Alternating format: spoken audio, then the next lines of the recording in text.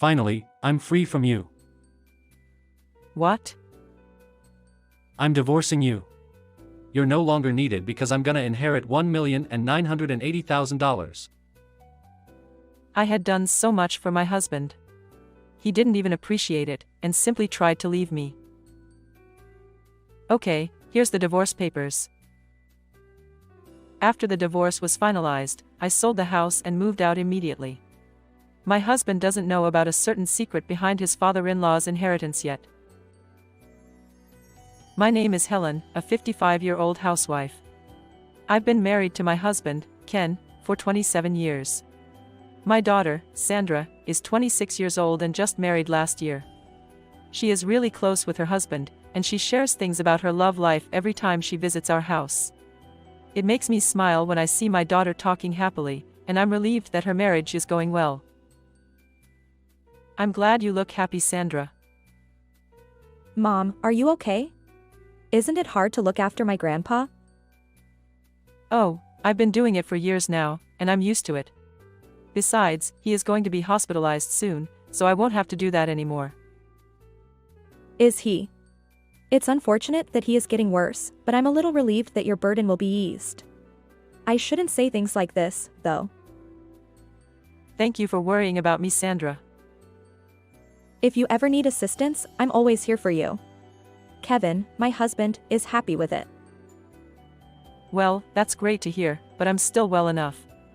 I won't need assistance for another 30 years. That's true. Thank you, though. That's very kind of you. Enjoy your new married life with Kevin.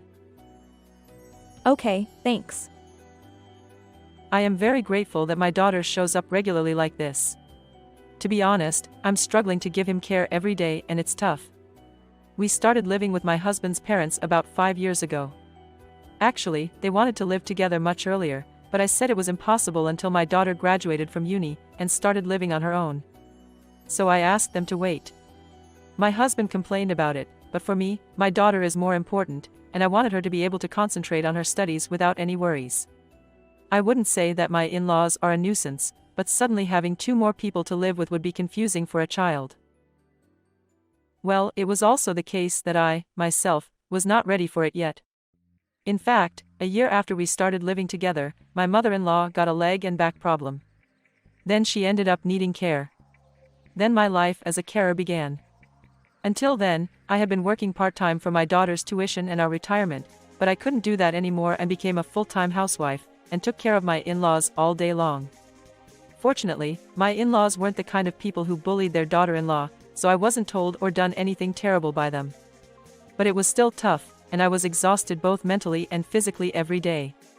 Besides, my father-in-law also became ill and needed care, followed by my mother-in-law. And the hardest part was that my husband left everything to me. You're a full-time housewife, it's your job to take care of him. Do it well. Don't cause trouble for my parents. Saying like that, he left all the care to me. Of course, he didn't do any housework for me. He wants to say that he earns money working for a company, and that is enough for him. Ideally, my husband, who is their biological child, should be taking care of his own parents. However, even if I said that, my husband would not listen to me.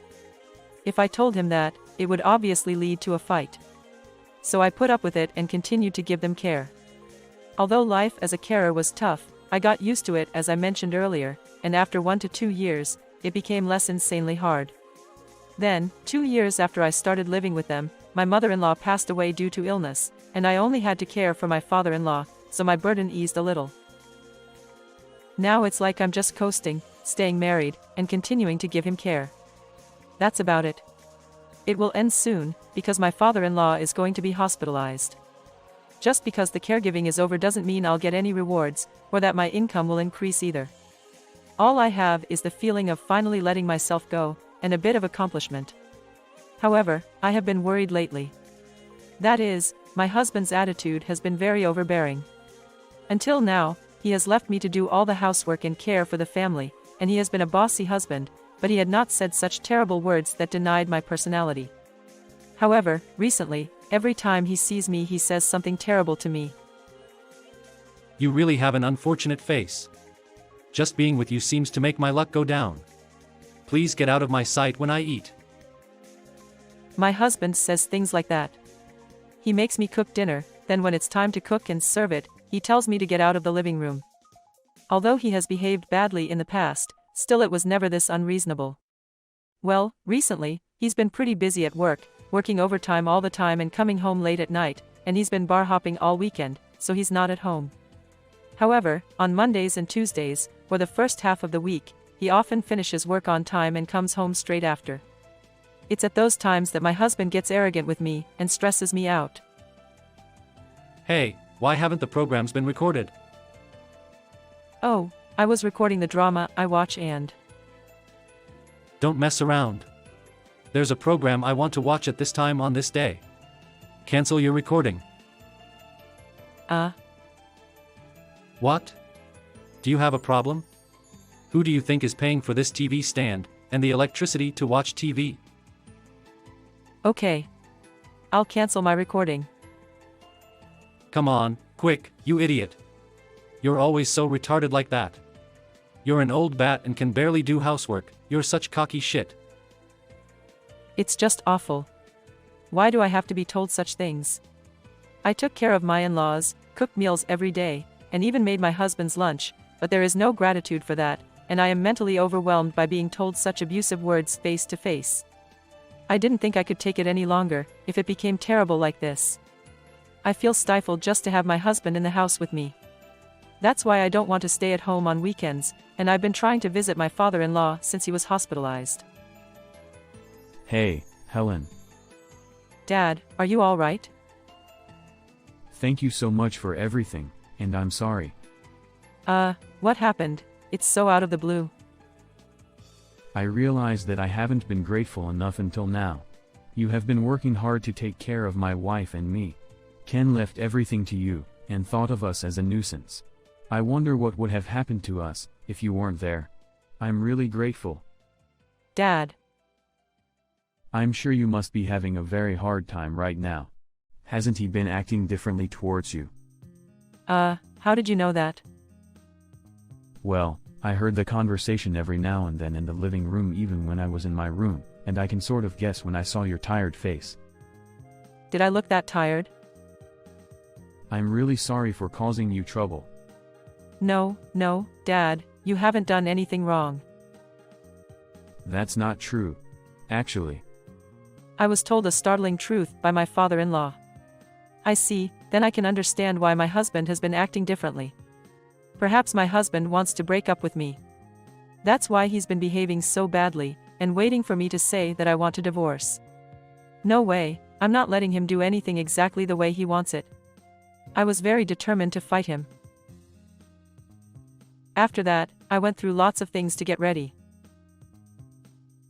In the meantime, a few months later, my father-in-law became increasingly ill, and he breathed his last. Because I went to visit him every day, I was able to be present at his end.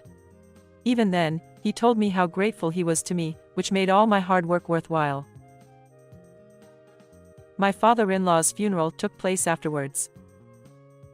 My husband left all the arrangements and preparations for the funeral to me, but he served as the chief mourner, and even shed tears in front of relatives to gain sympathy. I felt like I was drifting quickly away from him when I watched him like that. My husband had only taken advantage of me, and had only taken the good parts. I don't think I should be praised or anything, but I felt like he was taking all the credit, and it was very unpleasant. My daughter had also seen how I did all the care and housework, and he left it all to me, so she gave him a frosty look. Later, my father-in-law's funeral went well, and I was at home with my daughter and her husband. But my husband said he was going out for a while, got dressed and went out somewhere. My daughter was disgusted with him. What the? It's strange to go out after his own father's funeral. Where on earth does he have to go? My daughter made a pout. He's probably going to see the other woman. When I said that, my daughter and her husband looked shocked. What the heck? The other woman? Is Dad having an affair? She asked me with her eyes wide open, so I showed her the evidence I had collected from the detective agency. Wow, that's disgusting. Why is he having an affair? he seems to have misunderstood that he will receive a large amount of money. So he went to a nightclub and tried to hit on that girl apparently. Misunderstood that he would receive a large amount of money? Your grandpa talked about the inheritance money to him. He apparently didn't mention the debt, but only the money he would get. Dad is really stupid, isn't he? Yes, he is. Of course I'm not going to take on debt with him, I'm going to leave him before then. Yeah, I think that's a good idea. I'll cut ties with him too. I hope you can get divorced soon, Mom. If there's anything we can do, we'll help you with anything. Thank you, Sandra. Encouraged by my daughter, I was able to be more brave to separate from my husband.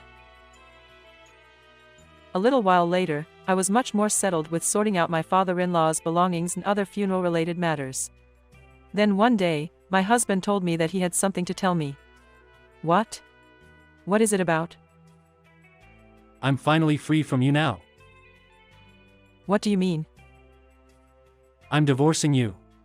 I'm going to receive $1,980,000 of inheritance money, so I don't need you anymore. Inheritance money.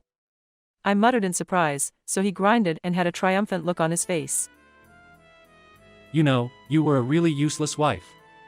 As you got older, I couldn't see you as a woman. I'm leaving you and I'm going to have a free life.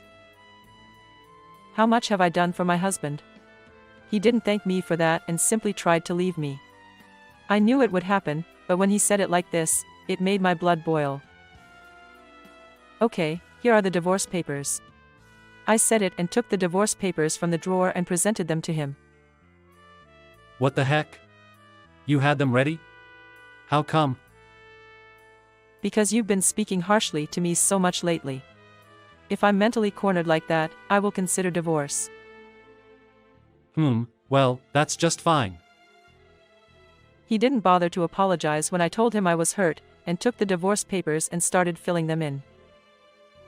Here you go, we are completely not related people. Register this quickly, pack up your stuff and leave. I'll be living in a hotel until you leave. Because there's $1,980,000 coming in. He laughed loudly as he said that. He packed some clothes for a few days in his carry-on suitcase and left. He says he's living in a hotel, but I think he's going to the other woman's.